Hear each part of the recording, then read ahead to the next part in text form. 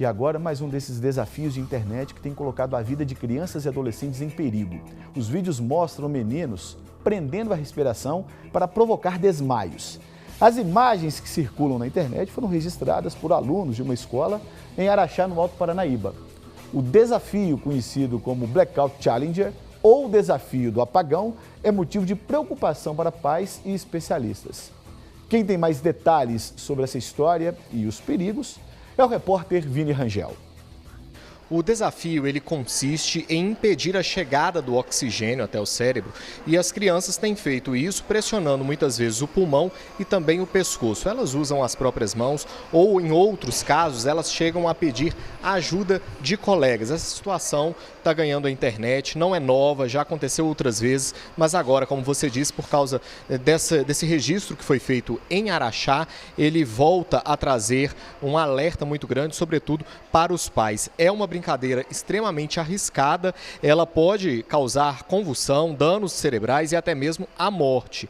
E olha, essa não é a primeira vez que esses desafios são feitos na internet, divulgados entre os jovens. Em 2017 foi o desafio conhecido como Baleia Azul, que causou muita preocupação ao propor desafios para crianças que iam ouvir música, de ouvir algum tipo de música, até mesmo a automutilação. Já em 2022, a disputa era conseguir inalar um frasco de desodorante, um risco danado. Nós tivemos até uma morte aqui na capital. Tudo isso tem que ser filmado e postado nas redes sociais. É um verdadeiro absurdo e, de fato, um risco muito grande à vida. Quem tem mais informações para a gente, fala um pouco mais sobre esse caso, é a doutora Michele Andreata, que é pneumologista. Doutora, nós estamos falando de impedir oxigenação no cérebro em uma área também do pulmão que é muito fundamental para a vida, né? Ficar sem respirar significa diminuir os níveis de oxigênio nas nossas células, isso é incompatível à vida. Então, primeiro, o corpo vai dar sinais de alerta. Às vezes tem tremores de músculos e pode perder a consciência. Com isso, aumenta também o risco de queda. E o risco de queda traz consigo o risco de fratura de osso e até mesmo cortes, né? Mas isso a gente ainda está falando de consequências que são leves. O que me preocupa mais são as consequências que a gente não reverte. Então, quando o paciente fica sem oxigenação, ele pode não só perder a consciência, mas ter uma parada cardíaca. E isso é uma condição potencialmente grave e pode levar à morte. Afinal de contas, o nosso coração pode reverter a parada cardíaca, mas na imensa maioria das vezes ele é muito sensível, principalmente em crianças que não têm o que a gente chama de circulação colateral, que é a capacidade de regenerar por vias alternativas. E isso faz com que a parada cardíaca se torne muito prejudicial, irreversível. Nós sempre temos aquele pressuposto que o desmaio é um alerta para a pessoa, para ela se precaver e mesmo evitar algo pior. Quando é provocado, principalmente quando nós estamos falando aí de uma suposta brincadeira, esse risco é grande, como a senhora falou, por exemplo, para uma queda inicialmente.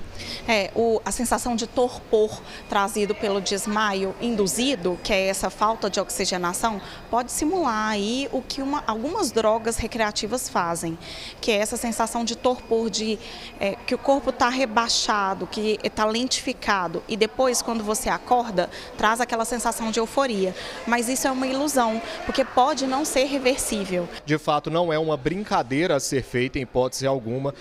Me chamou muita atenção, nós retiramos da reportagem os áudios para preservar as crianças, mas em um dos áudios a situação é muito complicada, porque uma delas incita os colegas, inclusive, a partir do desmaio, a cometer um crime. Ela fala assim, olha, isso é até bom porque para se fazer um abuso sexual. Me chamou muita atenção, nós estamos falando de crianças e adolescentes nesse caso. Nós procuramos o colégio lá de Araxá, eles enviaram uma nota para a gente falando que o caso foi registrado no fim de maio e que sim que os vídeos começaram a circular e o colégio teve acesso a esse conteúdo, iniciou a aplicação de medidas disciplinares. Além disso, os responsáveis dos alunos foram comunicados e envolvidos no processo. O colégio ainda ressaltou que não compactua com atitudes ou brincadeiras de mau gosto que coloquem em risco a formação ética dos alunos e que lamenta o compartilhamento em massa desses vídeos. Nós estamos falando de um posicionamento do colégio, mas é óbvio, o acompanhamento dos pais